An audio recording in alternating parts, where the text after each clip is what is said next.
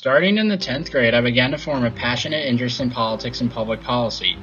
Due to my interest, I became an avid follower of current events, reading the New York Times daily and watching news programs in the evening.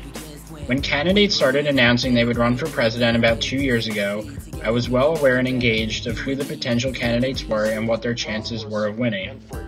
Barack Obama announced his candidacy in February of 2007. I knew him simply as the rising star of the Democratic Party. I purchased a copy of his book, The Audacity of Hope, and had read about half of it when he announced he was running a year and a half ago. I was fond of him and intrigued by what he had to say, yet I was still torn between him and Senator Hillary Clinton. I followed the race with great interest throughout the primary season and throughout the summer. I had become very supportive of Senator Obama and loved to engage in debates with my friends and adults about why his policies were better. I came down to Washington at the end of August to begin college at George Washington University.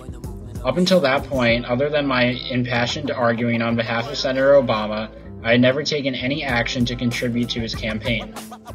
Being so close to Virginia, though, a state that was deemed to go either way, I decided it was finally time to put my words into action and campaign for Obama. During the last months of the campaign, I spent many weekends in unfamiliar neighborhoods in Northern Virginia, going door to door encouraging voters to support Barack. It was tiring, challenging, and an educational experience to say the least. I had some strange encounters, particularly one time when a woman called Obama a baby killer. I really felt I was making a difference canvassing though, and speaking to voters and discussing the issues with them was an experience that I will never forget. When it was announced on election night that Obama won, I felt that in some small way I had contributed to his win.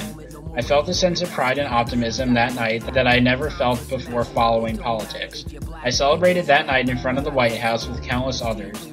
It is hard to explain the emotions that night, but in short, people including myself were truly happy. Happy to have partook in and experienced something so amazing.